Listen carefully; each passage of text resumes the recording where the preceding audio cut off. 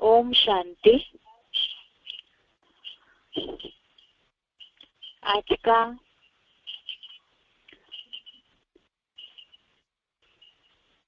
भगवत गीता का श्लोक है दूसरे अध्याय का 43वां श्लोक, अध्याय सेकेंड, श्लोक नंबर 43।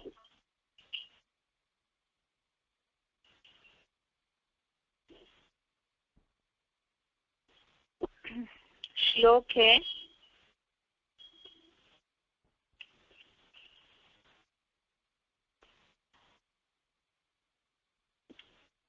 कामात्मानः स्वर्गपरा जन्म कर्म फलप्रदां क्रिया विशेष बहुलां भोगेश्वर्य गतिं प्रति। श्लोक दोबारा। कामात्मानः स्वर्गपरा जन्म कर्म फलप्रदां क्रिया विशेष बहुलां भोगेश्वर्य गतिं प्रति। संधि विषय देखिए अभी श्लोक का। कामात्मानः स्वर्गपरा जन्म कर्म फलप्रदां क्रिया विशेष बहुलां भोगेश्वर्य गतिं प्रति। संधि विषय दोबारा। कामात्मानः स्वर्गपरा जन्म कर्म फलप्रदां क्रिया विशेष बहुलां भोगेश्वर्य गतिं प्रति। शब्दों का अर्थ देखते हैं। कामात्मानः अर्थात कामनाओं वाले हैं। स्वर्गपरा अर्थात स्वर्गीय सुख पाना ही परम पुरुषार्थ है। भोगेश्वर्य गतिं प्रति, भोगेश्वर्य गतिं प्रति अर्थात भोगेश्वर्य प्राप्ति हेतु। जन्म कर्म अर्थात जन्म जन्मांतर के कर्म। फल प्रदां अर्थात फल प्रदायी विशेष। क्रिया विशेष बहुलां अर्थात क्रिया कांड आदि की बहुत बातें करते हैं। संधि विषय दोबारा। शब्दों का अर्थ दोबारा देखते हैं। कामात्मानः अर्थात कामनाओं वाले हैं। स्वर्गपरा अर्थात स्वर्गीय सुख पाना ही परम पुरुषार्थ है। भोगेश्वर्य गतिं प्रति अर्थात भोगेश्वर्य प्राप्ति हेतु। जन्म कर्म अर्थात जन्म जन्मांतर के कर्म। फल प्रदां अर्थात फल प्रदायी विशेष। क्रिया विशेष बहुलां अर्थात क्रियाकांड आदि की बहुत बातें करते हैं। श्लोक का अर्थ है कामनाओं वाले हैं। स्वर्गीय सुख पाना ही परम पुरुषार्थ है। भोगेश्वर्य प्राप्ति हेतु जन्म जन्मांतर के कर्म फल प्रदायी विशेष क्रियाकांड आदि की बहुत बातें करते हैं। कल के श्लोक में जैसे हमने देखा है कि जो वेद वाद विवाद में लिप्त रहने के सिवाय दूसरा मार्ग नहीं है, ऐसे समझने वाले अविवेकी जन है, जिनके लिए अर्थ में भावार्थ में जो क्लैरिफिकेशन वाला भावार्थ है उसमें लिखा है कि अर्थात जो ब्रह्मा के भक्त है, जो शिव बाबा के पार्ट को यथार्थ रीति से नहीं समझ पाते हैं तो बुद्धू है, अज्ञानी या अविवेकी जन है। और पश्चिम के श्रीनाथ मंदिर में मालपुए खाने वाले भोगी है, अर्थात जो खान पान में ही लगे रहते हैं, स्थूल जो इच्छाएं है उसमें ही लगे रहते हैं, उनके लिए बोला। उसी से रिलेटेड आज का श्लोक है, इसे एक बार क्लैरिफिकेशन सहित भी पढ़ते हैं ताकि अर्थ सही रीति समझ में आए। क्लैरिफिकेशन सहित अर्थ है, वे सांसारिक अंतहीन कामनाओं वाले हैं। वे अर्थात ऊपर जो बीकेस के लिए बातें बताई कि जो मुरली की बातों को ऊपर ऊपर से ले करके उसी में ही रमते हैं, ऐसे अविवेकी जन जो है वो मीठी वाणी तो बोलते हैं लेकिन भगवान का जो सत्य परिचय देना चाहिए दुनिया के सामने वो परिचय नहीं दे पाते हैं, और साथ में ही वो अच्छे भोजन खाने में भोग वासना में लगे हुए हैं। तो ऐसे जो है बीकेस या तो जो भक्ति मार्गीय लोग जो इन सब बातों में ही लगे रहते हैं, उनके लिए बताया कि वो सांसारिक अंतहीन कामनाओं वाले हैं। स्वर्गीय सुख पाना ही परम पुरुषार्थ है। श्रीनाथ जैसे परमार्थ रहित व सांसारिक 56 भोग वाले भोगेश्वर्य प्राप्ति हेतु जन्म जन्मांतर के कर्म फल प्रदायी विशेष स्वाहा स्वाहा आदि जैसी फालतू क्रिया कांड आदि की बहुत बातें करते हैं। तो इसमें बताया कि सांसारिक अंतहीन कामनाओं वाले हैं, अर्थात जिन कामनाओं का जिन इच्छाओं का अंत नहीं है, तो ऐसी सांसारिक अंतहीन कामनाओं वाले हैं, इच्छाओं वाले हैं। और स्वर्गीय सुख पाना ही परम पुरुषार्थ है। उसमें आगे बताया है श्रीनाथ जैसे परमार्थ रहित व सांसारिक 56 भोग वाले भोगेश्वर्य अर्थात भोग और ऐश्वर्य भोग और ऐश्वर्य प्राप्ति हेतु ही जन्म जन्मांतर के कर्म फल प्रदायी विशेष क्रियाकांड आदि की बहुत बातें करते हैं।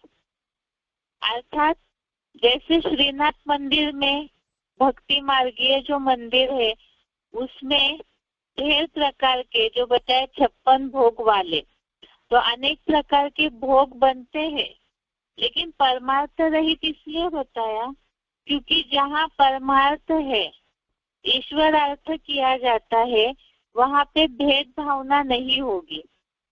लेकिन श्रीनाथ मंदिर में तो ये भावनाएं भेद भावना रहती है, ऊंच नीच का गरीब अमीर की भावना रहती है।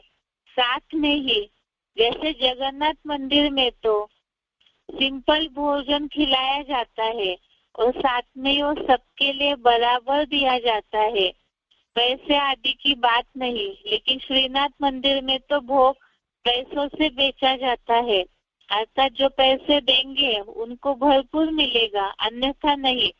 तो इसीलिए उसे परमार्थ रहित बोला है, क्योंकि परमार्थ जहाँ होगा वहाँ कोई स्थूल प्राप्ति की इच्छा नहीं रखेंगे लोग। लेकिन श्रीनाथ मंदिर में ऐसे नहीं होता है। और साथ में ही बताया आगे कि भोगेश्वर्य अर्थात भोग और ऐश्वर्य की प्राप्ति हेतु ही ऐसे जो जन्म जन्मांतर के कर्म फल प्रदायी विशेष अर्थात ऐसे क्रियाकांड करते हैं, भक्ति मार्गीय जो क्रिया कर्म है, क्रियाकांड है, वो भक्त लोग क्यों करते हैं?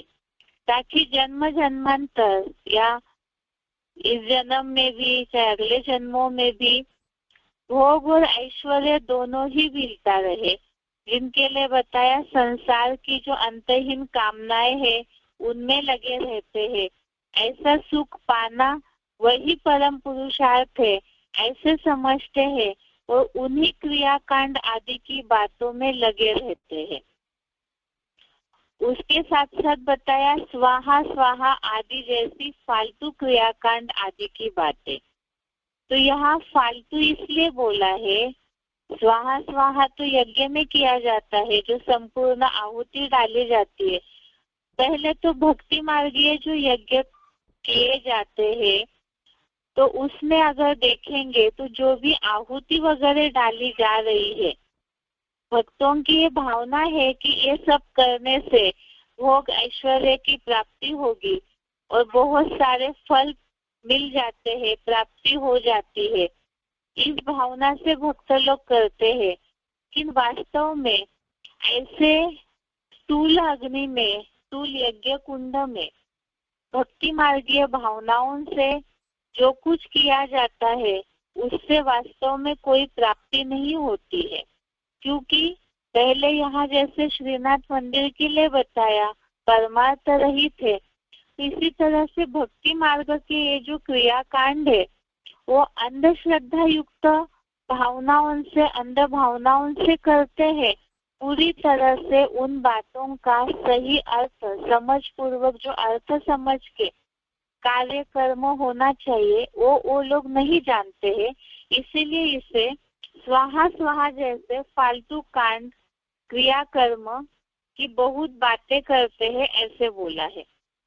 तो इसमें अगर देखेंगे, जैसे उदाहरण अभी कोरोना के समय, या तो ऐसे बहुत होता है कि पंडित लोग, कई अकाल पड़ता है, कुछ ऐसी घटनाएं होती है प्रकृति के द्वारा, तो उसमें यज्ञ वगैरह करते हैं भावनाओं से। तो उसमें जो भी आहुति वगैरह डाली जाती है, अनाज है या जो भी शरीर के लिए जो हितकर चीजें हैं, वो यज्ञ कुंड में डाली जाती है भावनाओं के कारण। इससे प्रकृति प्रसन्न होगी सोचते हैं। लेकिन अगर देखा जाए तो एक तरफ से प्रकृति को अपने कर्मों के कारण पोल्यूट करते जा रहे हैं, तो यज्ञ कुंड करने से प्रकृति कैसे प्रसन्न हो सकती है? उसके लिए तो मनुष्यों के कर्मों में सुधार आना चाहिए। जैसे कोरोना के समय भी बहुत ऐसे गरीब है, बेरोजगार लोग हैं, उन्हें कुछ मिल नहीं रहा था खाने पीने के लिए, लेकिन यज्ञों में जो भी ऐसी चीजें है, घी है, अनाज है, वो सब डालते रहे।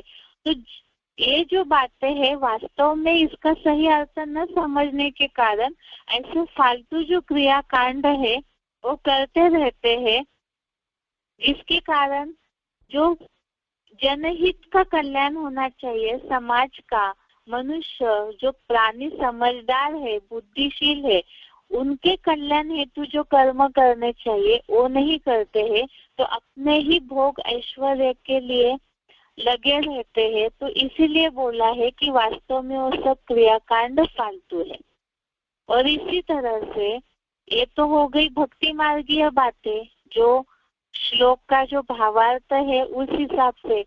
उसके अलावा ब्राह्मणों की दुनिया में भी जो सूक्ष्म भक्ति चालू हो गई है, जो तथाकथित ब्राह्मण है उनके द्वारा, तो वहां पर भी इसी दुनिया में ही सब कुछ है ऐसे समझ करके संसार की जो अंतहीन कामनाएं हैं उसी में लगे रहते हैं।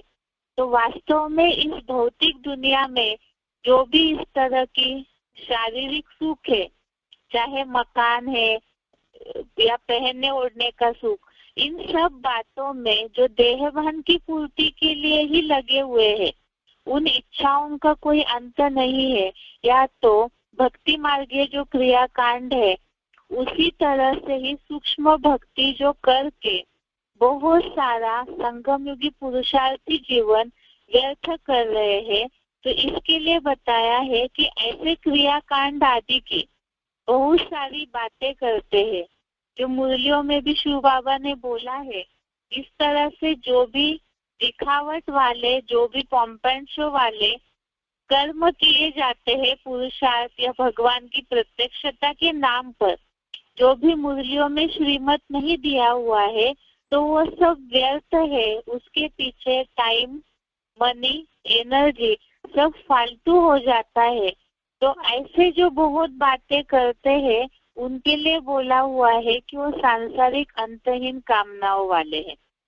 तो बाहर की दुनिया में, भक्ति मार्गीय दुनिया में जो श्रीनाथ मंदिर है वहां भी परमार्थ रहित कार्य किए जाते हैं, क्योंकि पैसों के पीछे लगे हुए हैं, उसी से ही अपनी प्राप्ति करते हैं। और जो बेहद में श्रीनाथ द्वारा है, उसने बताया ऊपर जो ब्रह्मा के भक्त है, अर्थात उनके जो भी फॉलोवर्स है वो जो सूक्ष्म भक्ति में लगे हुए हैं, तो उसके कारण जो फालतू क्रियाकांड आदि की बातें करके अपना समय वेस्ट करते हैं। इससे ही जो असलियत में स्वर्ग स्थापना का कार्य है उसमें रुकावट आ जाती है, इसीलिए उसे फालतू बोला हुआ है। तो ये आज के श्लोक का भावार्थ है। एक बार इसे दोबारा पढ़ते हैं।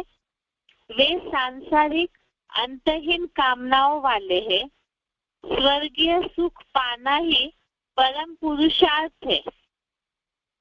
श्रीनाथ जैसे परमार्थ रहित व सांसारिक 56 भोग वाले भोगेश्वर्य प्राप्ति हेतु जन्म जन्मांतर के कर्म फल प्रदायी विशेष स्वाहा स्वाहा आदि जैसी फालतू क्रियाकांड आदि की बहुत बातें करते रहते हैं।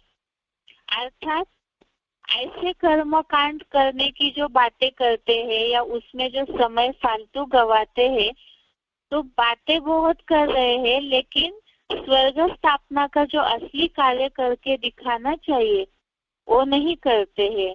तो इसीलिए ही शिव बाबा ने तो श्रीमत दिया है मुरलियों में कि वास्तव में परमार्थ असली क्या है।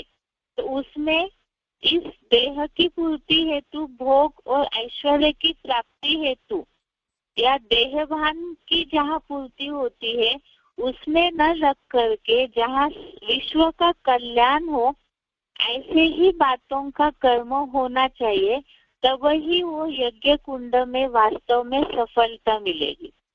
ये आज के श्लोक का भावार्थ है। एक बार इसे उच्चारण सहित सुनते हैं।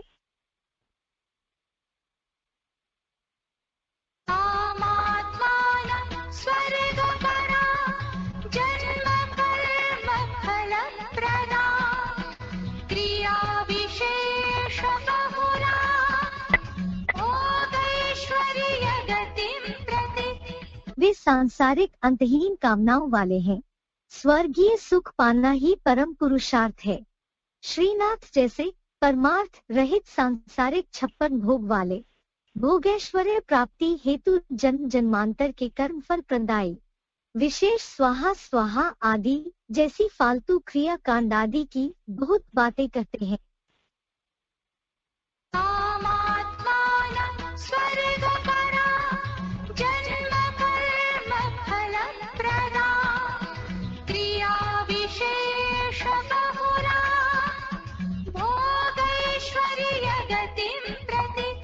वे सांसारिक अंतहीन कामनाओं वाले हैं, स्वर्गीय सुख पाना ही परम पुरुषार्थ है। श्रीनाथ जैसे परमार्थ रहित सांसारिक 56 भोग वाले भोगेश्वर्य प्राप्ति हेतु जन्म जन्मांतर के कर्म फल प्रदायी विशेष स्वाहा स्वाहा आदि जैसी फालतू क्रिया कांड आदि की बहुत बातें करते हैं।